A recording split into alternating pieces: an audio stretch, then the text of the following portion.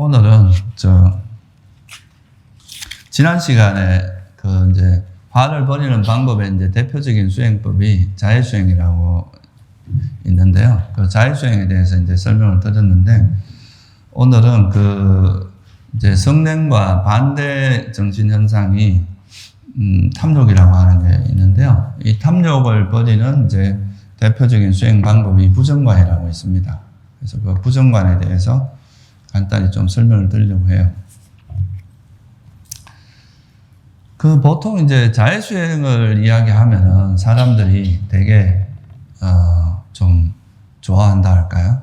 좀 받아들이기가 훨씬 쉬워하는 경향이 있는데, 이 부정관 수행에 대해서 이제 이야기를 하면은 약간은 좀 거부감, 비슷하게 왜 이렇게 이제 부정적으로, 봐야 되느냐, 이런 식으로 이제 좀 생각하는 분들이 있는데, 그거는 이제 조금 잘못된, 이해고요. 우리가 이제 불교를 공부하는 거에 있어서 이제 제일 큰 부분 중에 하나가 뭐냐 하면, 이 사고가 바뀌는 이제 관점이 바뀌는 게 되게 중요한 어떤 포인트 중에 하나거든요. 그러니까 예를 들면 이제 옛날에 미워하는 사람에 대해서 계속 안 좋은 쪽으로 그 사람에 대해서 좀 단점만 자꾸 쳐다봤다면, 자해수행을 통해서 오히려 미워하는 사람 또는 내가 별로 좋아하지 않는 사람에게도 그 사람이 오히려 행복하기를 바라고 또 잘 되기를 바라는 그런 마음으로 이렇게 보는 방향이 이렇게 전환되는 거죠. 그와 마찬가지로 이제 우리가 어떤 거에 대해서 집착을 하는 게 있어. 집착하는 마음은 그 대상에 이제 너무 이래 달라붙는 마음이거든요. 그러면 이거는 이제 균형을 잡으려면 이 마음을 약간 떼줘야, 떨어지게 만들어야 이게 적절한 균형이 생기는데, 그렇게 이제 마음이 너무 대상에 달라붙지 않고 대상에서 좀 떨어지게 해서 약간 중화작용을 해줄 수 있는 마음, 관점을 좀 변화시키는 거죠. 그럼으로써 이제 너무 달라붙지도 않고 너무 또 멀어지지도 않는 적정한 마음을, 마음 상태를 유지할 수 있는, 그게 이제 이런 부정관하고 자해수행에 어떻게 보면 이제 되게 중요한 포인트다, 이렇게 말할 수가 있어요. 우리 마음은 좀 극단적으로 항상 치닫잖아요, 그죠? 너무 막 대상에 가서 탁 달라붙어 버리거나, 아니면 뭐 또 싫어해가지고 아예 가까이 안 하고 멀리 하려고 한다거나, 이런 방식으로 작용하는데, 그거를 너무 집착하는 것도 아니고, 그렇다고 또 너무 싫어하는 것도 아닌 적절한 그런 쪽으로 이제 하려면, 너무 가까이가, 너무 달라붙어 있는 거는 좀 떼주기 위해서 그 반대로 이걸 약간 이것의 장점만 보는 게 아니라 단점을 보는 훈련을 해야 되고, 또 너무 이렇게 미워하는 마음으로 치닫고 있을 때는 그 대상의 단점만 보는 게 아니라 그 대상의 장점을 좀 봄으로써 그 두 가지 균형을 잡아주는, 이런 게 이제 되게 중요한 어떤 수행법입니다. 그래서 그렇게 돼야 우리가 마음이 이제 어떤 내 선호도에 따라서 그것을 이렇게 너무 좋아하거나 너무 싫어하거나 이렇게 하지 않고, 되게 어떤 중립적인 마음으로, 객관적인 마음으로, 균형이 있는 마음으로 이제 현상을 보게 되고, 그래야 그때서야 비로소 우리가 이제 불교에서 말한 지혜가 작용할 수 있기 때문에, 그래서 이제 그런 방향의 방법을 이제 부처님께서 설하신 거죠, 그죠? 그래서 보통 이제 화가 일어날 때 이제 대표적인 거는 이제 자해수행이라면, 탐욕에서 대표적인 거는 이제 오늘 공부하는 이제 부정관 수행이라고 합니다. 그러면 이거에 대해서 간단히 한번 살펴보면요. 먼저 다 여러분이 공부하신 거지만 한번 간단히 이제 요점을 좀 짚고 넘어가면 좋을 것 같아요.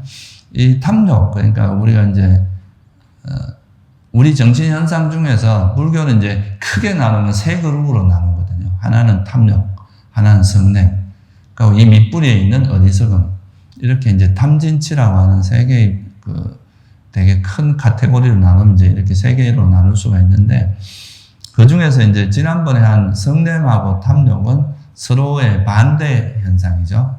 그러니까 한쪽은 집착하는 거면 한쪽은 싫어하는, 그래서 정반대의 심리 현상이기 때문에 결국은 우리가 이제 그 마음을 관찰해 보다 보면 그 화를 버리기 위해서는 결국은 이게 화를 버리기 위해서는 결국은 탐욕을 이해해야 됩니다. 왜냐하면 이 화라는 것이 결국은 탐욕의 반작용 같은 거라서, 그러니까 또 탐욕을 버리기 위해서는 또 뭐를 이해해야 되냐면 결국 어리석음을 이해해야 돼요. 그래서 이제 이것이 서로 뭐 탐진치라고 하지만 완전히 따로 분리되어 있다기보다는 이게 서로가 되게 밀접하게 연관되어 있다 하는 것을 좀 이해하는 것이 중요하고요. 그래서 이제 이 탐욕이라고 하는 것이 뭐냐 하면은 불교에서 말하는 탐욕은 세속에서는 되게 이제 이걸 다양하게 이제 분류를 할 수도 있어요. 뭐 예를 들면 집착, 그 다음에 뭐 아주 그 애착 또는 뭐 명예에 대한 집착도 있을 수 있고, 그러니까 그 실제로 일어나는 그 형태는 되게 다양하지만 이제 불교는 너무 복잡하면 이게 학문이 되고 또 그러면 실제로 수행하기가 어렵거든요. 너무 이론이 복잡하면. 그래서 그 이론은 되게 간단하게 하면서도 그거를 그 핵심적인 것만 이제 추구를 하는데, 그래서 대상에 대해서 집착하는 특성이 있는 그런 심리 현상들은 전부 모아서 그걸 다 통틀어서 뭐라고 표현하냐면 탐욕 이렇게 표현하는 겁니다. 그래서 그거에 이제 조금 다른 형태로 나타나는 게 이제 좀 되게 갈망하듯이 집착할 때는 갈애라는 표현을 쓰고, 또 그것이 더 강해지면 취착이라는 표현을 쓰기도 하고, 또 뭐 우리가 뭐 애착, 애욕, 뭐 애정, 아니 뭐 애욕 이런 말도 쓰고 다양한 표현으로 쓰지만 그것은 이제 뉘앙스나 이제 그거의 강함 좀 차이 이런 거지, 결국은 그건 다 전체적인 범주로 보면은 탐욕이라는 범주에 들어간다. 그렇게 보시면 돼요. 그래서 탐욕은 대상에 대해서 집착하는 특성이 있는 것은 전부 탐욕으로 본다. 이렇게 보시면 될 것 같고요. 그리고 이제 이 탐욕의 대상은 이제 뭐 내가 될 수도 있고 존재가 될 수도 있고 또 뭐 바깥의 사물이 될 수도 있고, 이건 뭐 다양합니다.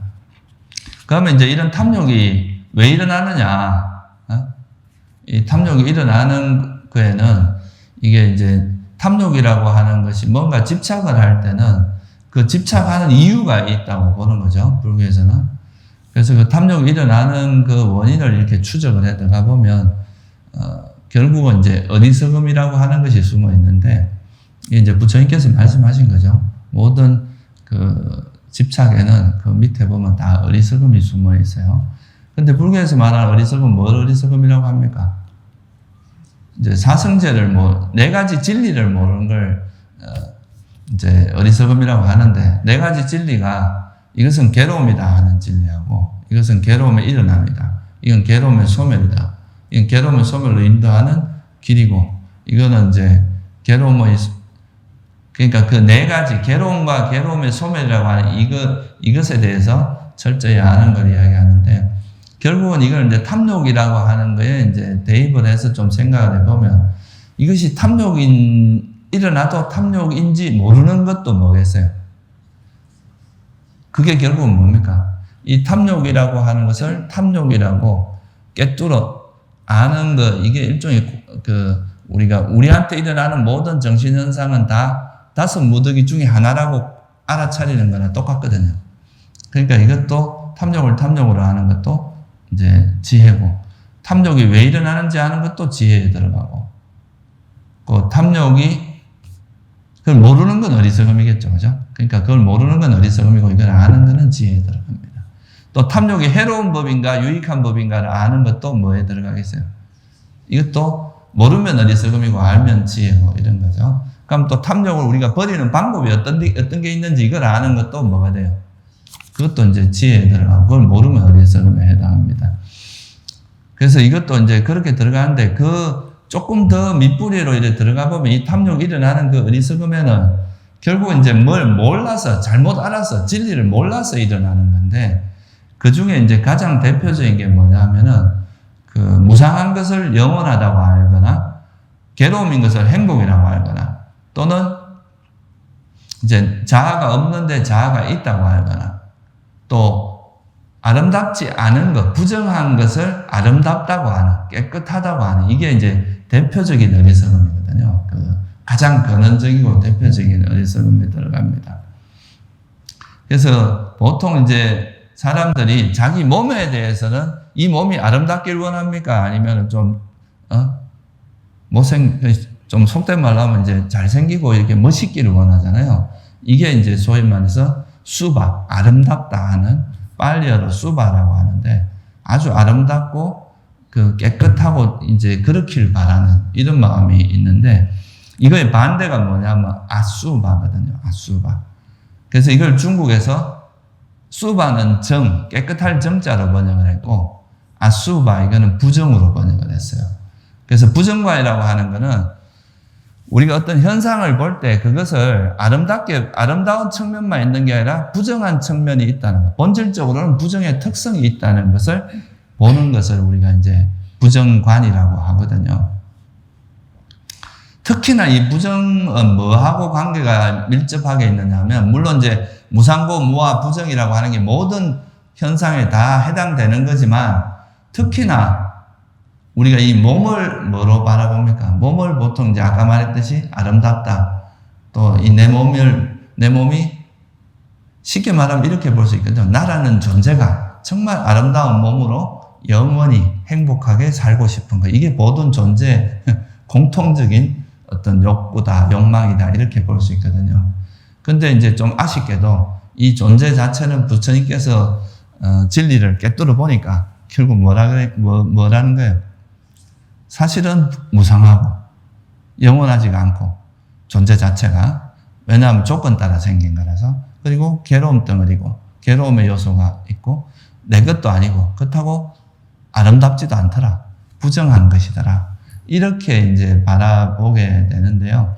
그래서 이거를 이제 모르고 영원하고 내 것이고 뭐 행복이고 이제 아름답다고 생각하는 이게 어리석음에 해당하기 때문에 그걸 깨는 게 이제 우리가 그 대상에 대해서 집착을 버리는데 아주 중요한 지혜로 작용을 합니다.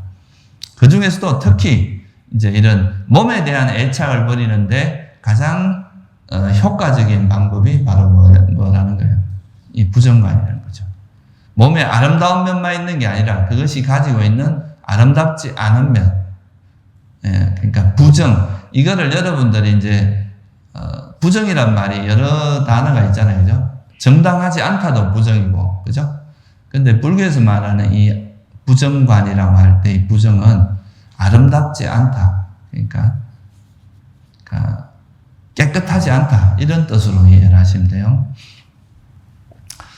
그래서 이거를 이제 보통 이제 몸에 대한 애착을 버릴 때는 부정관이 굉장히 효과적이고요. 우리가 이제 느낌에 대한 집착을 버리는 것은 괴로움으로 관찰하는 것이 굉장히 효과적이고, 우리 마음에 대한 애착, 우리 의식에 대한 애착은 무상함을 관찰하는 것이 굉장히 효과적이고, 또 일반적인 현상, 법에 대해서는 무아를 관찰하는 것이 이제 애착을 버리는데 효과적이다, 이렇게 설하고 있습니다. 그래서 그 사념처 수행이 신수신법이라고 하는 것이 그거에 따라서 4가지 대상으로 이제 했다고 보통 설명을 합니다. 그래서 오늘은 그 중에서도 특히 우리가 이제 몸에 대한 애착을 버리는데 아주 효과적인 부정관에 대한 거를 좀 알아보려고 하고 있고요. 여러분들이 사실 이게 뭐 되게 이제 쉽게 생각할 수도 있지만, 우리가 사실 나라고 생각하기에 제일 이제 쉽게 나라고 생각하는 것이 뭡니까? 예, 우리 몸입니다. 몸이 좀만 아파도 뭐, 내 죽겠다고 난리가 나죠, 그죠? 아무리 막 이렇게 의연하고 이렇다가도 죽음에 가까이 가면 사람들이 이제 광란하고 거기에 대해서 정신을 못 차리고 이런 거는 기본적으로 우리 몸에 대한 애착들이 되게 강하거든요, 사람들에게. 워낙 이게 오랫동안 해온 거고. 또 그러고 우리가 이제 매일 거울을 쳐다보면서 거울에 비친 이 모습을 나다 하고 계속 평생을 살아왔잖아요, 그죠? 그래서 이 몸을 나라고 생각하는 이런 것도 굉장히 강합니다. 그래서 이제 이 몸에 대한 애착을 떼내는 것이 사실은 수행에서 굉장히 중요한 역할을 해요. 그래서 우리나라에서는 사실 이 부정관 수행이 많이 쇠퇴했어요. 별로 이렇게 많이 알려지지도 않았고, 또 우리나라에서는 이 부정관 수행을 체계적으로 이제 이렇게 수행하고 이런 곳이 그래 흔치 않습니다. 근데 이제 남방불교, 특히 뭐 태국이나 이런 데 가보면은 이 부정관 수행을 굉장히 중요하게 다룹니다. 이게 우리가 이제 보통 그런 애착의 제일 기본이 자기 몸에 대한 애착이기 때문에 이 몸에 대한 애착에서만 좀 벗어나도 이미 수행이 상당한 수준에 올라가는 거라고도 할 수 있거든요. 그래서 이 몸에 대한 애착을 버리는 데 있어서 이 부정관이 굉장히 많이 쓰기 때문에 부정관 수행을 굉장히 강조를 많이 하고요. 부처님께서도 성도하시고 나서 제일 먼저 설했던 그 수행법이 바로 이 부정관 수행입니다. 제일 먼저가 제가 조금 이따 설명을 드릴 거예요. 그래서 이 부정관이 굉장히 중요하다. 그리고 실제로 태국 같은 데는 불교 국가다 보니까 스님들이 대학병원에서 이제 해부학 할 때 있잖아요. 해부. 그런 걸 참관할 수 있게 허락을 해줍니다. 그래서 우리 몸을 이제 해부하는 그런 글을 한번 볼 수 있게 되는데, 그러면서 이제 이 몸에 대한 이해가 상당히 높아지게 되고, 우리가 생각하던 그런 몸에 대한 이해도가 이제 좀 관점이 많이 달라질 수 있고 그렇습니다. 그래서 이제 그런 배경에서 이런 부정관이 굉장히 중요한 수행법으로 자리 잡고 있다는 것을 이해를 하시면 좋을 것 같고요. 그래서 경전에 보면 혐오스럽지 않은, 아름답지 않은 것을 아름답게 보고 아름다운 것을 아름답지 않은 것으로 보는 것, 또는 이제 어떻게 표현하냐면 혐오스럽지 않은 것을 혐오스럽게 보고 혐오스러운 것을 혐오스럽지 않게 보는, 그러니까 이제 우리 마음을 자유자재로 훈련을 시키는 거죠. 혐오스럽지 않은 것을 혐오스럽게 보는 건 무슨 수행이겠어요? 혐오스러운 것을 혐오스럽지 않게 보는 것. 그게 이제 지난번에 우리가 공부한 자해수행이, 그 사람이 이제 미워하는 사람에게는 안 좋은 면이, 단점이 많이 보일 텐데 그것에 단점만 계속 쳐다보면 화가 가라앉지 않죠. 그죠? 그러니까 이제 상대의 장점도 같이 균형감 있게 보는 것. 그게 이제 자해수행이라면, 오늘 하는 것은 혐오스럽지 않은 것, 그러니까 아름다운 것을 어떻게 보는 겁니까? 혐오스럽게. 그러니까 아름답지 않은 면을 일부러 부정적으로 보는 게 아니에요. 여러분, 이걸 오해하면 안 됩니다. 괜히 이것이 다 좋은데 괜히 나쁘게 부정적으로 본다, 부정적인 시각으로 본다, 이게 아니라, 보통은 사람들이 이제 집착이 작용할 때는 그 대상에 대해서 좋은 것만 보려고 하잖아요. 그거를 그 대상이 가지고 있는 아름답지 않은 면, 그런 면도 같이 봐서 마음의 균형을 잡고자 하는 거다. 이렇게 이해를 하셔야 이제 이런 수행에 대해서 좀 바르게 이해하는 거다. 이렇게 보시면 될 것 같고요. 또 한 가지 여러분 주의할 게 뭐냐면, 이 부정관 수행을 하면은 이제 이건 혐오스러운 것으로 바라본다. 영어에서도 이걸 번역할 때 repulsiveness라고 번역을 하는데, 혐오스러움 이렇게 번역을 해요. 그러면 이제 예를 들어서 우리 몸에 대해서 혐오스러운 걸 관찰하는데, 이거 혐오스러워 하고 막 싫어하는 마음이겠어요, 이게? 그렇게 보면 이건 부정관이 아니라 화를 내고 있는 거겠죠, 그죠? 무슨 말인지 이해되시죠? 그게 아니라 뭐예요? 이거는 혐오스러운 특징이 있구나, 아름답지 않은 특징이 있구나 하고 깨뚫어 아는 지혜가 작용하는 거다. 무슨 차이인지 이해가 되시죠? 이걸 잘못하면은 그냥 막 시체를 보고 막 두려워서 도망가고 이걸 혐오스러운 걸로 이해할 수도 있는데, 그게 아니에요. 여기서 말하는 아름답지 않음, 그러니까 아수바라고 하는 것은 그 대상이, 우리가 보통 몸은 되게 아름답고 좋은 걸로만 봤는데 이걸 들여다보니까 아름답지 않은 특성들도 가지고 있구나 하는 것을 깨뚫어 그렇게 통찰하는 거에 의미한다는 것을 이해하시면 좋을 것 같아요. 그러면 이 부정관 수행은 두 가지 방식이 있습니다. 한 가지는 살아있는 몸에 대해서 부정관 수행을 하는 게 있고요. 또 하나는 뭐냐면 죽은 시체, 실제로 죽은 시체 막 이렇게를 통해서 부정관 수행을 하는 게 있어요. 이제 우리나라는 그런 게 잘 없는데 인도에는 그랬다 그래요. 그 사람이 이제 죽으면 그냥 숲에다 버렸다 그러죠. 뭐 매장을 하거나 이런 게 아니라. 이제 물론 이제 좀 부자나 이런 경우는 좀 그걸 잘 하지만 그렇지 못한 경우는 그냥 이렇게 숲에다가 이렇게 버리는 경우가 많았다 그래요. 그래서 그런 그 시체들이 모여 있는 숲이 시타림인가 뭐 그렇게 해서 그래서 우리가 보통 우리나라에서 그 죽은 사람 이제 신도분들이 돌아가시면 가서 뭐 해주는 걸 뭐라 그럽니까? 시달림 간다 이렇게 하잖아요. 그게 이제 거기서 유래된 말이라고 하죠. 그래서 그럴 때 이제 그 시체들이 모여 있는 곳에 가면 각양각색의 시체들이 있는 거예요. 그래서 그 시체를 가지고 부정관을 하는 게 이제 한 가지 방법이 있고. 근데 이제 그런 거는 항상 우리가 구할 수 있는 대상이 아니니까 자기 몸 또는 타인의 몸을 통해서 부정관 수행을 하는 방식이 있습니다. 그 중에 첫 번째가 뭐냐 하면은 여러분들이 요 법요집 다 가지고 계시죠? 법요집에 보면 그 몸에 대한 기억경이라고 있습니다.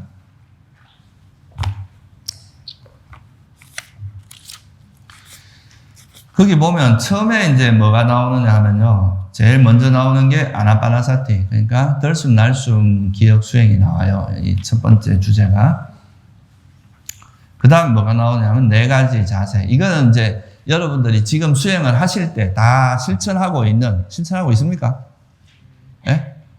그러니까 앉아서는 호흡에 우리가 마음을 둠으로써 장애를 버리는 식으로 수행을 하고 일상에서는 뭘 하라 그랬어요? 걸을 땐 걷는 거, 뭐, 그러니까 이건 이제 그 네 가지 우리 몸의 자세에 대해서 자세나 일반적인 행위, 여러 가지 행위들을 현재 일어나는 그 행위에 알아차림을 하면서 그 다섯 장애를 버리는 그런 방식으로 수행을 하라 그랬죠, 그죠? 그래서 지금 앞에 요 세 가지 주제는 이미 여러분들이 수행을 하고 있는 겁니다.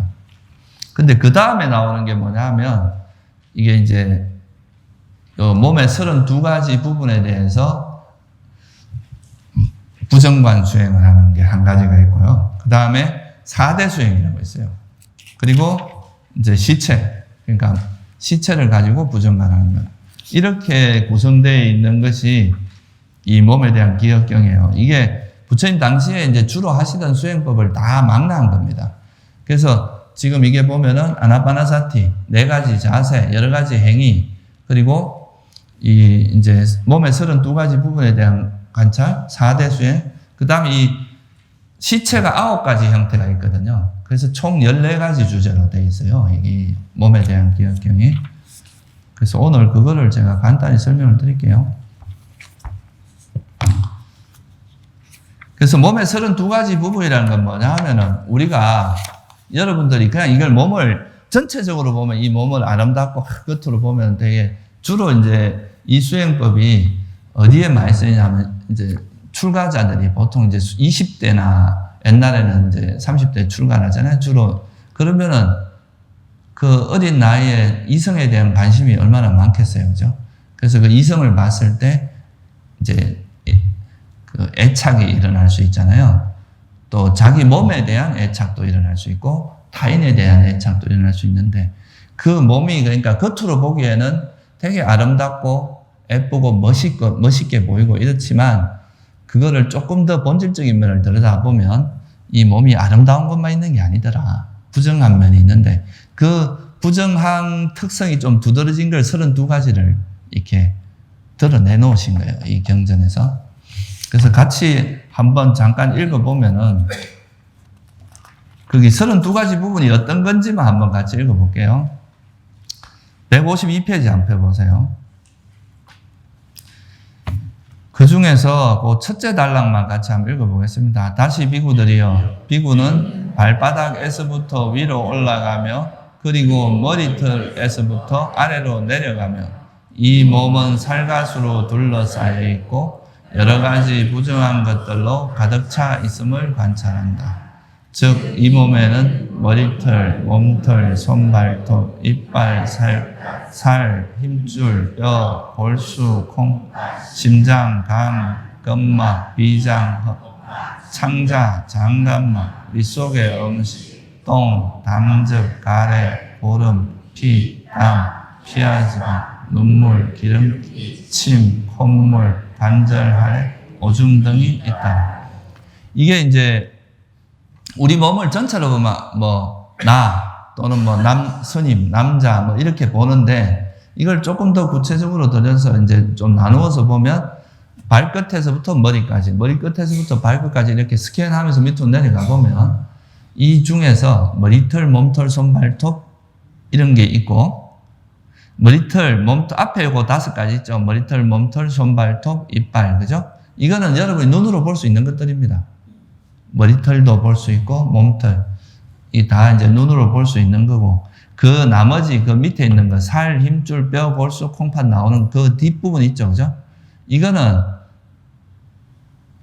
피부를 뜯어내야 볼 수 있는, 그러니까 이제 해부를 해야 볼 수 있는 그런 것들에 해당하죠.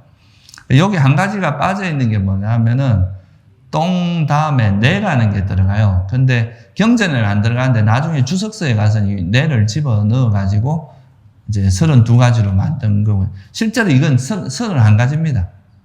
이 경전에 나오는 걸로 보면은 여기에 뇌가 들어가야 32가지가 되죠.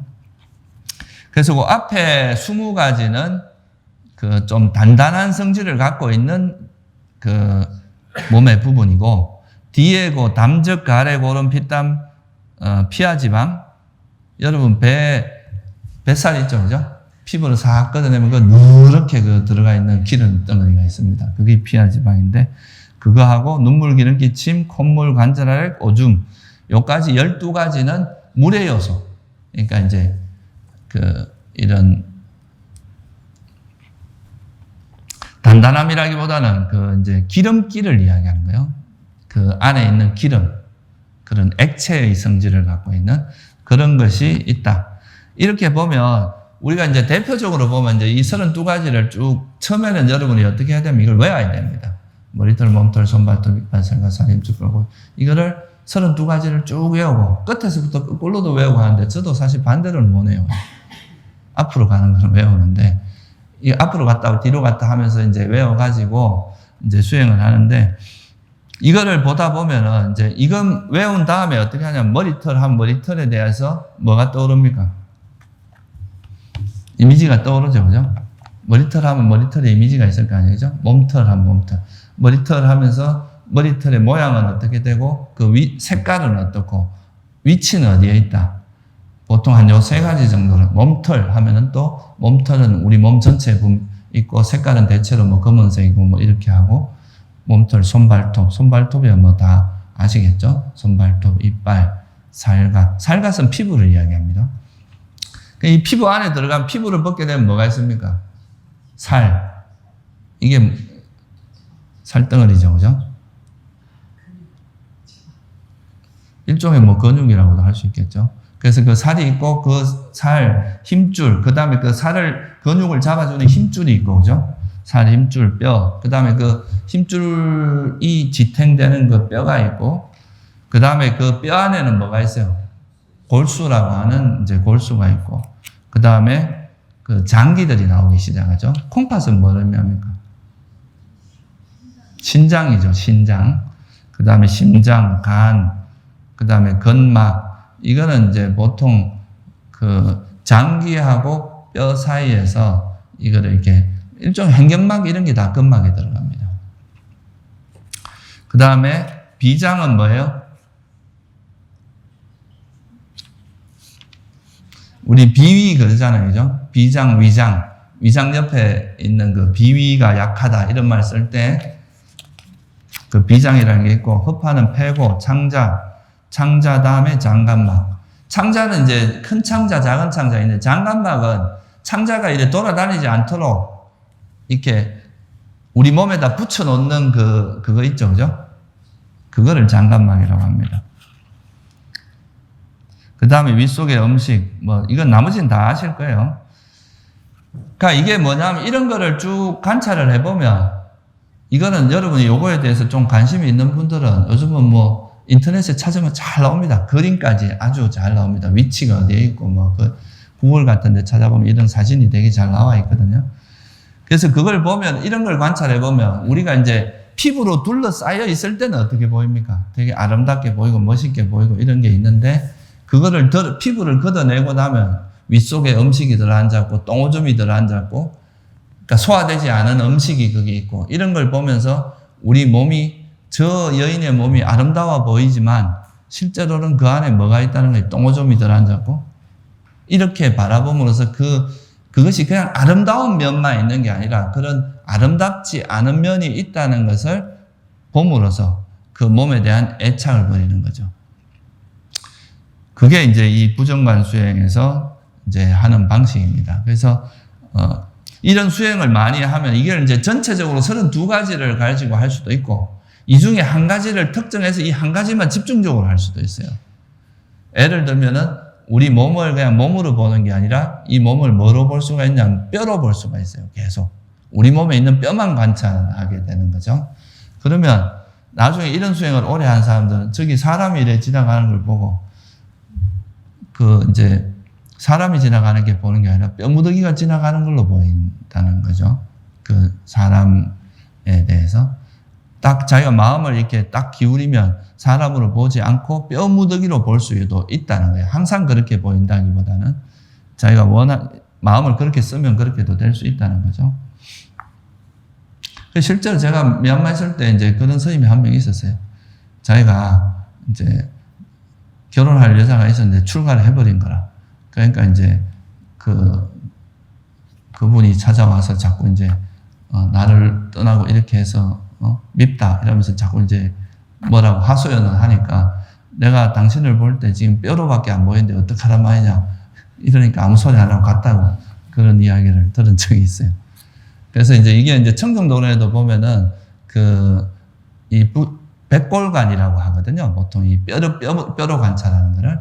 그런 수행을 오래 한 사람들은 사람을 볼 때 이제 사람으로 볼 수도 있지만 우리가 그걸 뼈무더기로 볼 수도 있는 그런 이제 인식이 생긴다는 거죠. 그런 걸 우리가 부정의 인식이라고 합니다. 아름답지 않은 표상. 그러니까 항상 그 뼈로 본다는 게 아니라 내가 마음을 그렇게 기울이면 그런 표상을 만들 수 있다는 거예요. 그렇게도 볼 수 있다는 거죠. 사람으로 볼 수도 있지만 뼈무더기로도 볼 수 있는 그런 그런 인식이라는 것은 결국 이제 이런 이미지, 표상을 의미하는데 그런 게 있으면 이제 그걸 통해서 우리 마음을 부정의 이미지를 아름답지 않은 이미지를 통해서 이제 나중에 제가 설명을 드렸지만 그 애착을 떨어뜨리기도 하고 이 부정의 표상을 가지고 선정에 들 수도 있습니다. 이걸 이제 부정관 방식이 여러 가지 수행 방식이 있어요. 그래서 이거를 이제 이런 식으로 보통 이제 수행을 할 때 이 32가지 부분을 외워가지고 이 32가지 부분을 계속 반복해서 훈련을 하다 보면 이제 대상이 32가지나 되니까 주석서에 이제 청정도로이라는 거기에 보면 어떻게 나오냐면 이걸 다 익힌 사람은 수행을 하루는 몸털을 가지고 선정해 들고 하루는 머리털을 가지고 선정해 들고 이렇게 해서 한 달을 돌아가면서 선정해 들 수 있다. 이런 이야기도 나오거든요. 그래서 이 32가지 부분 전체를 다 닦을 수도 있지만 아까 말했듯이 그 중에서 내가 부정의 표상이 제일 잘 개발이 되는 거 한 가지를 정해서 할 수도 있다. 그게 이제 32 부정관 수행입니다. 그래서 보통은 이제 한 가지를 정해서 하는 경우가 많은데요. 제일 많이 이제 알려진 수행법 중에 하나가 백골관이에요. 그러니까 이제 뼈로 관찰하는 거. 그러니까 스켈레톤, 영어로는 이제 스켈레톤이라고 번역하는데 특히 이제 이 머리 부분 있잖아요. 여러분 어디 뭐 그런 데 가보면 막 뼈만 남아있는 해골을 특히 이 뒤쪽이 좋거든요. 빤들빤들해서 이제 모양이 또 이제 공처럼 생겼잖아요. 뒷골이. 그래서 그걸 가지고 나중에 이제 할 수 있는 수행이 많기 때문에 백골관 수행을 이제 주로 많이 합니다. 그래서 이제 이거에 의해서 예를 들어서 백골을 가지고 제가 설명을 드리면 백골 가지고 이제 뼈 무더기로 예를 들면 요 뒤에 이 모양은 되게 이제 두상이 이제 특히나 하기가 좋은데 그 뼈를 이렇게 취하면 그 뼈가 이제 백골로 되어 있는 걸 백골이니까 이것은 아름답지 않다. 부정한 그래서 나중에 되면은 요 뼈 무더기 뼈 뒤에 모양이 머릿속에 이렇게 이미지화 됩니다. 그러면 이게 일종의 호흡 수행할 때 뭐하고 같으면 리미트하고 같은 역할을 해줘요. 이렇게 백골의 모양이 떠오르는 이렇게 이미지가 딱 형성이 되면 그 백골 이미지를 통해서 이것은 부정의 인식이라는 걸 알고 이게 혐오스러운 아름답지 않음 하면서 그 마음으로 선정에 들면 그게 이제 부정관을 통해서 선정에 드는 방식입니다.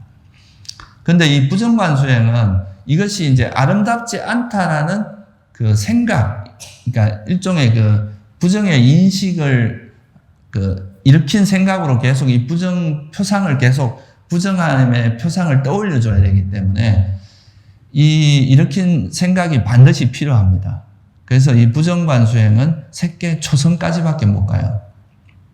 선정의 한계가. 그래서 그렇지만 색계 초선이 그렇게 쉬운 게 아니라 색계 초선정을 얻게 되면 그 다음부터 2선, 3선, 4선까지 가는 건 그렇게 어렵지 않기 때문에 색계 초선이 되게 중요하기 때문에 이 부정관을 통해서 초선을 얻게 되면 그걸로서 충분합니다. 그렇게 해서 이제 선정에 드는 방식이 이게 바로 이 몸의 32가지 부분을 가지고 이제 부정관을 닦는 건데, 여러분들은 선정에 꼭 들지 않더라도 내가 어떤 사람에 대해서 되게 애착이 있을 때, 또는 이제 내 몸에 대해서 이제 계속 애착이 있을 때, 이 몸은 그냥 우리가 이제 일생 동안 수행도 하고 바르게 살기 위한 삶을 사는데 일시적으로 쓰다 가는 거지, 이게 영원한 건 아니잖아요. 그죠? 그래서 이 몸에 대해서 그렇게 이제 이 몸은 또 아름다운 것들만 있는 것이 아니라 32가지 부분에 부정한 요소들이 있다. 그렇게 바라보면서 이 몸에 대해서 너무 집착을 하거나 이렇게 하지 않는 그런 때 활용하는 것만 해도 충분히 가치가 있다 이 말이죠. 그러니까 이 부정관이라는 것 자체가 탐욕을 버리는 어떤 대표적인 수행법으로 쓰는 거라서, 그래서 이제 우리 몸에 대해서 애착이 일어났을 때 우리가 여러 가지 애착을 버리는 방법들이 있어요. 첫째는 이 몸이 영원하지 않다는 걸 관찰할 수도 있죠. 그죠? 이 몸은 어차피 우리가 일생 동안 쓰다 죽을 때 되면은 다 흙으로 돌아가고 물로 돌아가고 사대로 돌아가잖아요. 그죠? 그러니까 이 몸은 영원하지 않다는 걸 바라보면서 그 몸의 애착을 버릴 수도 있고, 그게 이제 대표적인 또 한 방법이고, 그게 이제 제가 조금 이따가 설명드린 시체를 가지고 할 때는 그런 방식을 써요. 그리고 또 우리 몸이라는 것이 아름다운 면만 있는 게 아니라 이런 32가지 부분에 뭐가 있다는 걸 보는 거예요. 부정한, 아름답지 않은 요소가 있다는 것. 그런 것을 관찰함으로써 애착을 버리는 이런 게 이제 몸의 32가지 부분을 가지고 부정관 수행을 하는 겁니다. 그래서 이걸 이렇게도 이제 보통 훈련을 해요. 내 몸의 32가지 부분이 부정함을 관찰하는 것도 하고, 또 타인의 몸도 32가지 부분으로 되어 있다. 안과 밖으로 나도 관찰하고 타인도 관찰하고 이러면서 우리 이 몸이라고 하는 것은 그런 32가지 부분의 결합에 불과하다. 그래서 이거를 내가 너무 애착할 건 없다. 이렇게 바라보는 방법도 있다 이거죠. 그래서 첫 번째는 이제 이렇게 우리 몸의 32가지 부분에 대해서 부정함, 아름답지 않은 면을 관찰함으로써 애착을 버리는 게 한 가지 수행 방식입니다. 그 다음에 이거를 한 걸음 더 나아가면은 이걸 가지고 또 4대 수행을 할 수가 있어요. 이제 몸의 32가지 부분. 아까 말했듯이 머리털, 몸털, 손, 발톱, 이빨, 살간, 살, 임줄, 뼈, 고수, 콩팥, 심장, 간, 근막, 지라, 허파, 창자, 장간막, 위수겸시, 똥내라고 하는 이 20가지는 단단함의 성질이 있기 때문에 이걸 우리가 4대로 보면 뭐의 요소라고 볼 수 있어요? 땅의 요소라고 볼 수 있죠. 그죠? 그 다음에 담즙, 가래, 고름, 피땀, 붓기름, 눈물, 기름기, 침, 콧물, 관절, 혈액, 오줌, 요 12가지는 뭐에 해당한다고 볼 수 있어요? 이건 액체니까 물의 요소. 그렇죠, 그죠? 근데 이제 우리 몸에 요 32가지 부분은 그러니까 땅의 요소하고 물의 요소가 있는데, 또 우리 몸에 뭐가 있느냐 하면은 뭐가 있어요? 우리 몸을 따뜻하게 하는 열이 있죠, 그죠? 여러분 몸에 만지면 체온을 유지하는 열이 있어요. 그 다음에 우리 뭐가 자꾸 늙어가게 하는 열도 있어요. 그죠? 그것도 다 열에 의해서 숙성되는 거거든요. 그 다음에 또 뭐가 있어요? 막 타는 열, 막 성질이 나가지고 막 화가 불날 때 타는 그런 열도 있고 소화열도 있고, 그죠? 우리 몸을 소화시키려면 열이 필요하죠. 그죠? 그런 네 가지를 합쳐서 이걸 뭐라고, 이런 요소도 우리 몸에 같이 결합되어 있잖아요. 그걸 뭐라 그래요? 불의 요소라고 합니다. 그 다음에 여러분 이렇게 트름은 공기가 이제 안에서 위로 올라오는 바람도 있고 아래로 내뿜는 것도 있죠. 그죠? 뭐라고 말을 안 하겠습니다. 그게 있고 또 뭐가 있어요? 우리 창자를 움직이게 하는, 창자를 움직이는 것도 있고 또 뭐가 있어요? 창자 밖에 있는 바람도 있고 또 내가 이 사실을 움직이게 하는 것도 있고 또 뭐가 있어요? 들숨, 날숨. 이런 것도 우리 몸을 이루고 있는 요소입니다. 이걸 우리가 보통 뭐라고 하면 바람의 요소라고 해요. 그래서 우리 몸은 땅의 요소, 그러니까 이제 이걸로 봐서는 20가지의 땅의 요소하고 12가지의 뭐가 있어요? 물의 요소, 또 4가지의 불의 요소, 그 다음에 6가지의 바람의 요소. 이건 제가 이제 경전에 있는 그대로 말씀드리는 거예요. 뭐 물론 이거 외에도 다른 가지도 있지만 이제 대표적인 걸 이야기하는 거겠죠. 그래서 결국은 그게 뭐냐면 우리 몸도 결국 뭐로 이루어져 있다는 거예요. 그러니까 지수화풍 4대의 결합에 불과하다 이거예요. 이것도 이렇게 바라보는 것도 우리 몸에 대한 뭐를 버리는 데 도움이 되겠어요. 나라는 몸이 그냥 4대의 결합에 불과하구나. 그냥 이런 땅의 요소와 20가지의 땅의 요소와 12가지의 물의 요소, 4가지의 불의 요소, 6가지의 바람의 요소가 결합되어 있는 것에 불과하다. 이거를 이제 비유하면 이제 우리가 고기를 잡을 때 이렇게 뼈 나누고, 뼈를 발라내고, 고기 발라내고, 이렇게 해서 보면 이게 딱 나눠놓으면 우리가 처음에는 뭐 소라든가 돼지라든가 이런 그 존재의 모습이었지만 이거를 이렇게 부위별로 나눠서 이렇게 딱 해놓으면 뭐에 불과합니까? 그냥 고기 덩어리, 뼈 덩어리 이렇게 불과하잖아요. 그런 것처럼 우리 몸도 우리가 몸이 이렇게 결합되어 있을 때 이걸 나라고 집착하지만 이거를 또 이렇게 4대로 나누어서 보면 그냥 4대의 요소들이 결합되어 있는 거구나. 이렇게 바라볼 수 있다는 거죠. 그러므로서 내가 내 몸이라고 내 몸에 뭔가 실체가 있는 것처럼 집착을 했는데 이 몸에는 나라고 할 만한 것은 없구나. 그죠? 그렇게 이제 집착을 버릴 수가 있겠죠. 이게 이제 대표적인, 이건 되게 고급 지혜에 해당합니다. 그러니까 몸이라고 하는 것이 그냥 4대의 결합이니까 여기 내 애착할 게 어디 있냐? 이렇게 바라보는 거죠. 이게 무아의 통찰이기도 하죠. 그래서 이 32가지 부분으로 관찰하는 이것이 첫째는 부정관 수행이 가능하고 둘째는 이런 4대 수행으로 확장할 수가 있어요. 이 수행법을 익히면. 그리고 또 한 걸음 더 나아가면은 이 몸의 이제 32가지 부분 중에서 그 몸의 32가지 부분마다 각자 고유의 뭐가 있습니까? 색깔이 있죠, 색깔. 그죠? 피라는 거는, 피는 무슨 색깔입니까? 대부분 붉은색이죠. 붉은색 아닌 분 있어요? 사람은 붉은색입니다.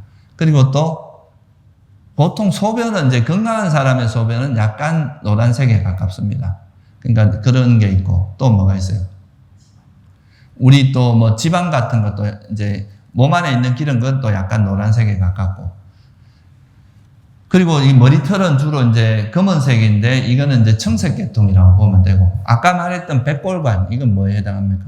흰색이죠. 그래서 주로 이제 백골관 수행을 많이 하는 이유가 이게 부정관 수행으로도 할 수 있고 이 백골을 가지고 뭐를 할 수 있느냐면 흰색 가시나 수행을 할 수 있어요.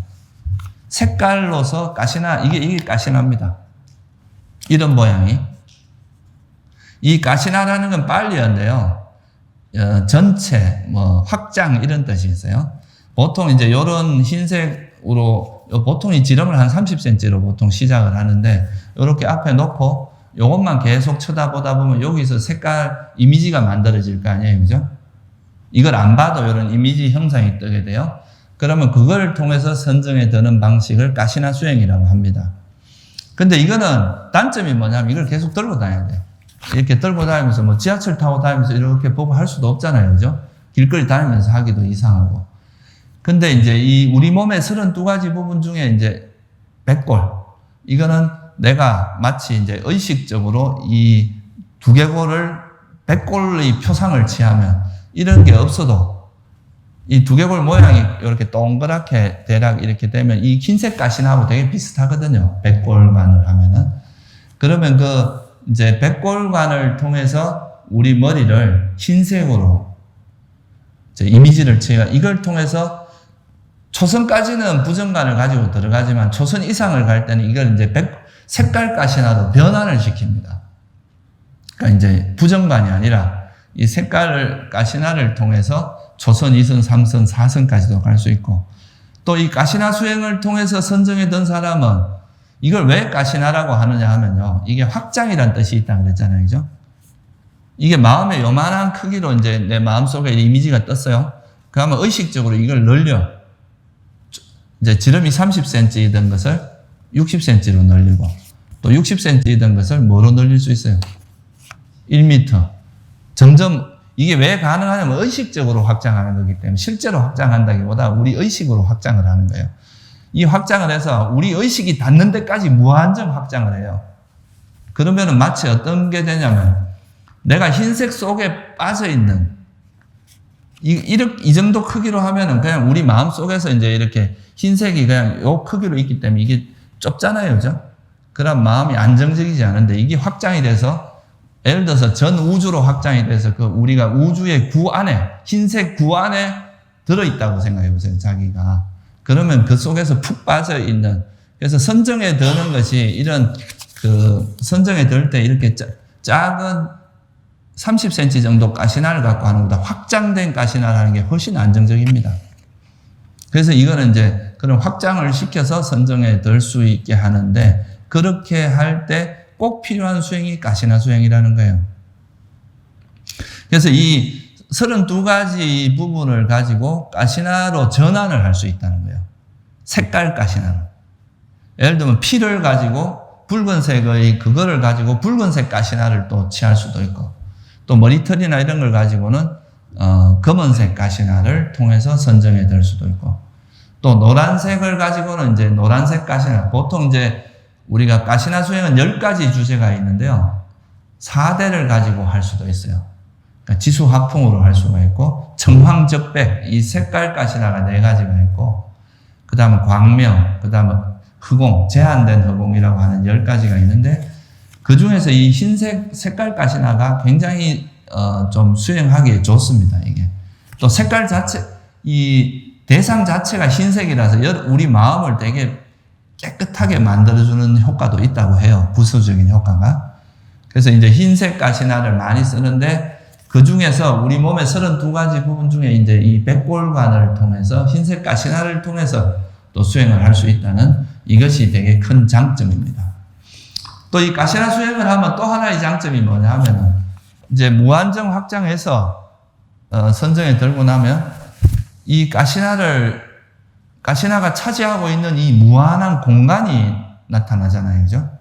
그럼 이 가시나에 대해서 마음을 기울이고 이 가시나를 드러내고 이 무한한 공간으로 이제 대상을 바꾸어서 선정에 들면 그게 이제 무색계 선정 중에 공무변처라고 하는 선정입니다.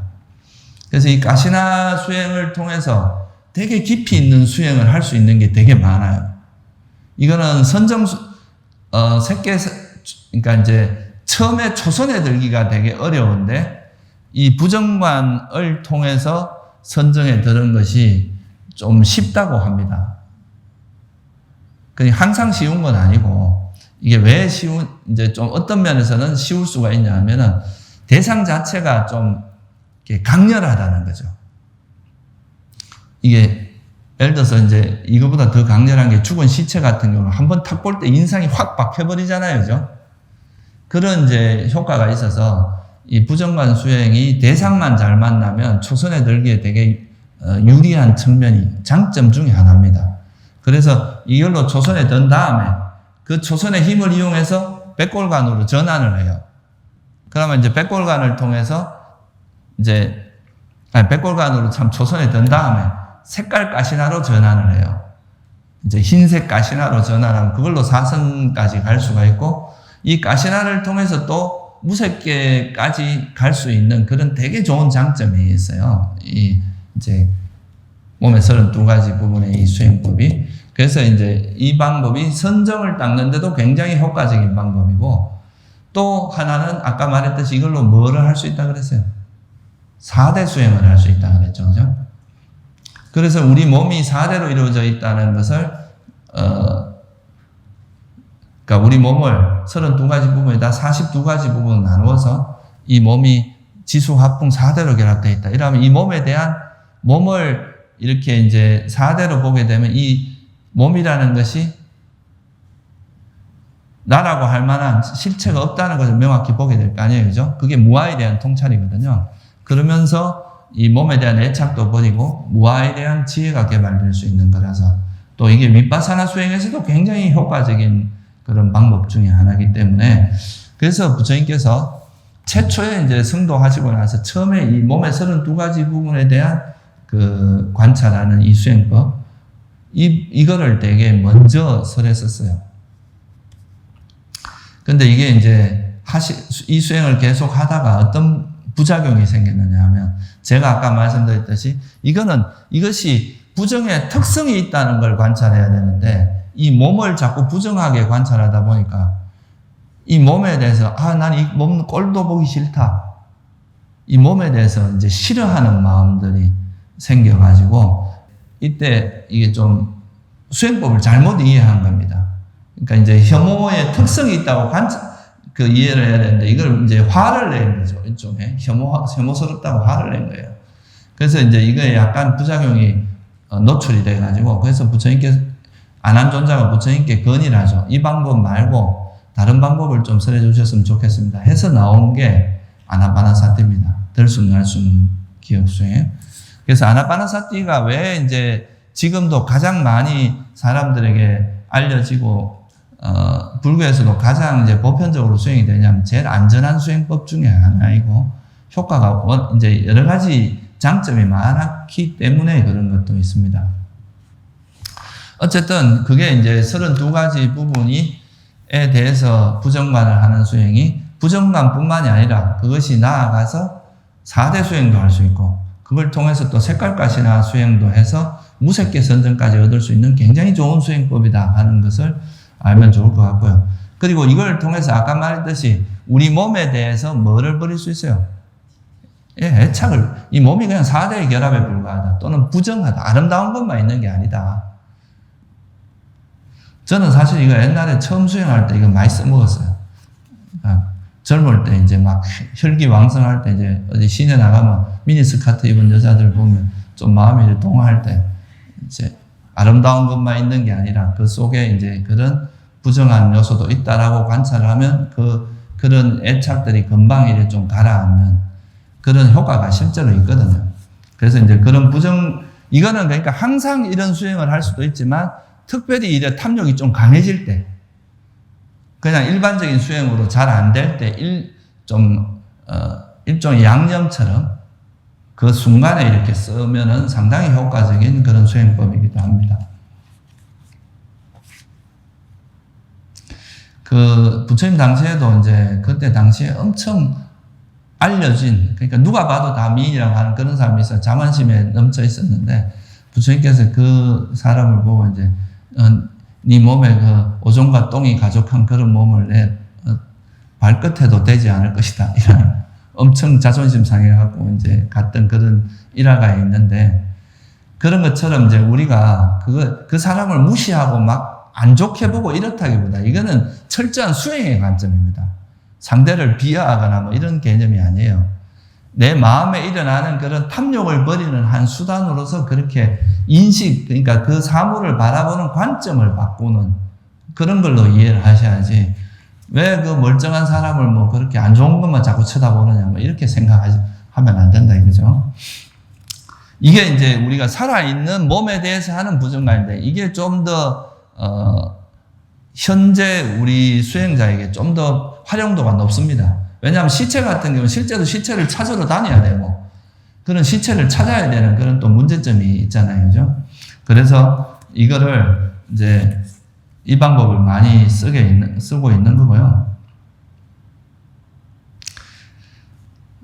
여러분들이 153페이지 한번 펴보세요. 오늘 한글을 간단히 보시면 그래서 이렇게 이제 위에서부터 머리털에서부터 발끝까지, 발끝에서부터 이렇게 올라가면서 이렇게 관찰하면서 153페이지 그 둘째 단락 한번 보세요. 그가 이와 같이 한번 읽어보겠습니다. 그가 이와 같이 방일하지 않고 열심히 굳은 결심으로 머물 때 세속에 얽힌 기억과 생각들이 사라진다. 그것들이 사라지면서 마음은 안으로 안정되고 고요해지고 하나가 되어 삼매된다. 비구들이여 바로 이와 같이 비구는 몸에 대한 그러니까 이게 이제 그 몸에 대해서 우리가 마음을 붙임으로써 이제 이 몸의 32가지 부분에 대해서 마음을 계속 이제 이걸 전체적으로 붙일 수도 있어요. 머리털에 갔다가 몸털에 갔다가 이렇게 순서대로 움직이면서 이제 그 선정을 개발할 수도 있고 그렇게 하다 보면 결국 하나의 마음이 가서 이제 선정이 들게 되는데요. 아니면 하나를 딱 정해서 32가지 부분 중에 한 가지를 정해서 거기에 마음을 붙임으로써 장애 요소를 버리고 그러면서 여기 보면 그렇잖아요. 그죠? 세속에 얽힌 기억과 생각들 여러분들이 밖에서 가지고 있던 온갖 잡다한 기억과 생각들이 가라앉으면서 그걸 통해서 삼매된다 이 말입니다. 그리고 이렇게 이제 그 다음에 이제 뭐 한다 그랬어요? 이걸 4대 수행으로도 할 수 있다 그랬죠, 그죠? 4대로 하면 어떻게 돼? 요 153페이지 이것도 같이 한번 읽어봅시다. 다시 비구들이여, 비구는 이 몸을 처해진 대로 놓아진 대로 요소별로 관찰한다. 이 몸에는 땅의 요소, 물의 요소, 불의 요소, 바람의 요소가 있다는 것. 비구들이여 마치 솜씨 좋은 백정이나 그 조수가 소를 잡아서 각을 뜬다. 큰 길 내거리에 이를 벌려놓고 앉아있는 것과 같다. 여기까지만 읽을게요. 그러니까 이게 우리 몸에서 머리털부터 이제 똥내까지는 20가지는 땅의 요소가 있다. 그 다음에 담즙 가래고는 피땀 구기 눈물 기름기 침 콧물 관절 알 오줌 이거는 12가지는 물의 요소다. 나머지 4가지는 불의 요소 그 다음에 바람의 요소가 있다. 그러니까 우리 몸도 보니까 내가 이 몸을 그냥 영원불면하는 뭔가 존재라고 생각했는데 알고 보니까 4가지 요소의 결합이더라. 마치 소를 잡아서 이렇게 떠놓고 나면 소는 없어지고 뭐만 남습니까? 고기만 남잖아요. 그죠? 그와 똑같다 이거죠. 그죠? 그렇게 해서 이제 이걸 하는 방법이 있고요. 그 다음에 이제 마지막으로 하는 게 뭐냐면은, 아까 말했듯이 이제 가시나 수행 이거는 이제 설명을 드렸고, 그러니까 이제 살아있는 몸의 32가지 부분을 가지고는 부정관 수행도 할 수 있고, 또 4대 수행과 가시나 수행 이렇게 할 수 있는데, 죽은 시체를 갖고 하는 것도 있어요. 이 시체를 가지고 하는 것을 여기 보면은, 이건 뭐 제가 자세하게 설명을 안 드리겠습니다. 9가지 시체의 형태가 있습니다. 제일 먼저 이제 시체가 사람이 죽으면 뭐부터 일어나겠어요? 하루 이틀 지나고 나면 몸이 이렇게 막 부풀어 오르죠. 가스가 차고 이러면서 검붉어지고 이런 게 첫 번째가 한 주제가 있고요. 그러고 나서 그걸 이제 산속에 놔두면 뭐가 일어나겠어요? 짐승들이 와서 그 몸을 뜯어먹게 되겠죠. 그죠? 그게 한 가지 또 주제가 돼요. 그러고 나면 그 다음에는 또 뭐가 생깁니까?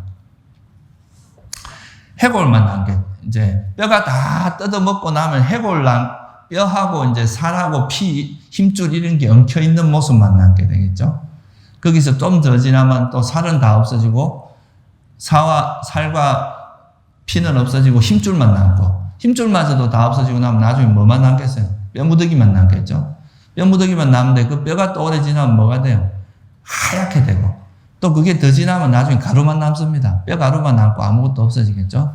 그런 일련의 과정들을 이렇게 관찰해 보면서 부처님께서 뭐라고 하라고 했느냐 하면요. 154페이지 한번 보세요. 한 가지만 읽어보겠습니다.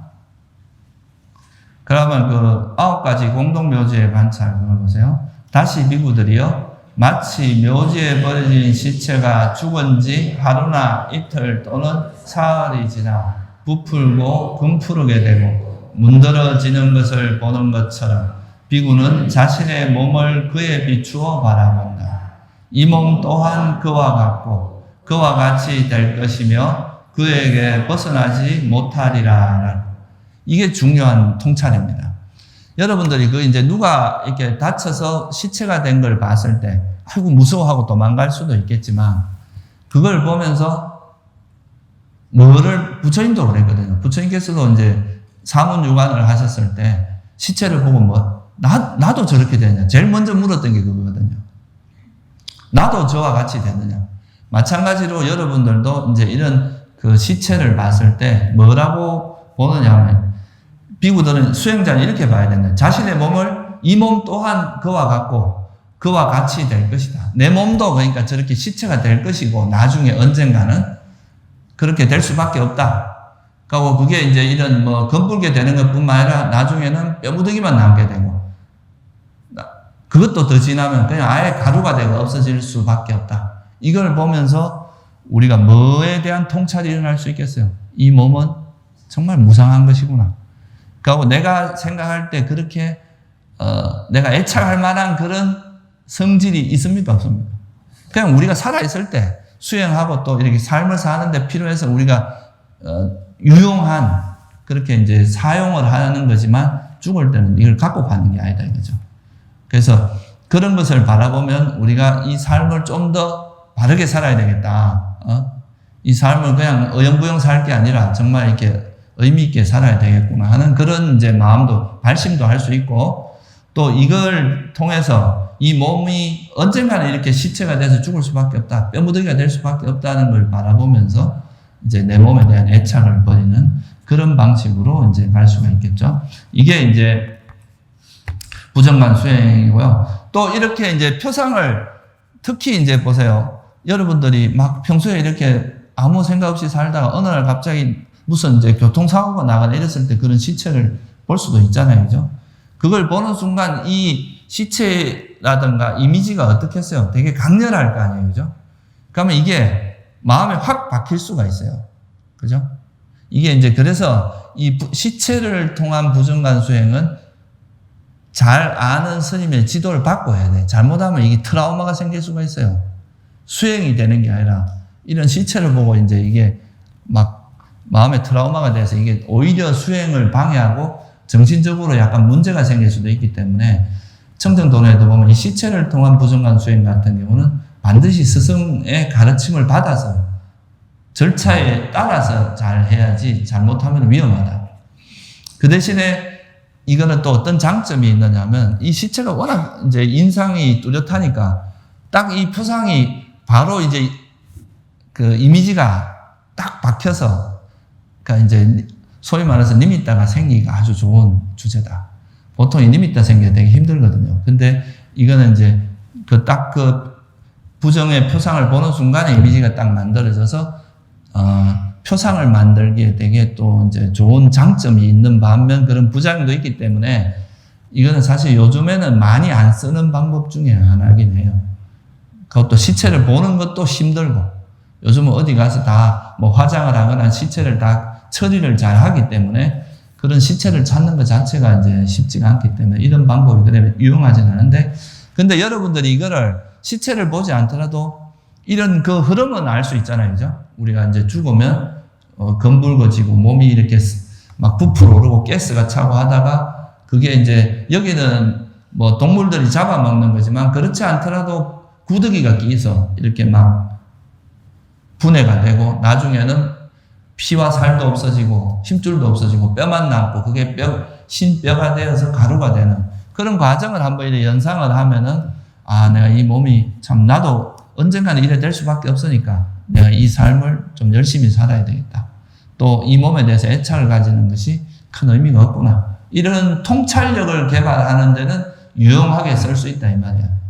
그게 이제 우리가 탐욕을 버리는 데도 되게 도움이 됩니다. 내가 뭐에 대해서 되게 집착을 하다가도 아이고 이게 우리가 이 한 생 얼마나 오래 살 거라고 내가 이렇게 사느냐. 이렇게 이제 바라볼 수도 있잖아요.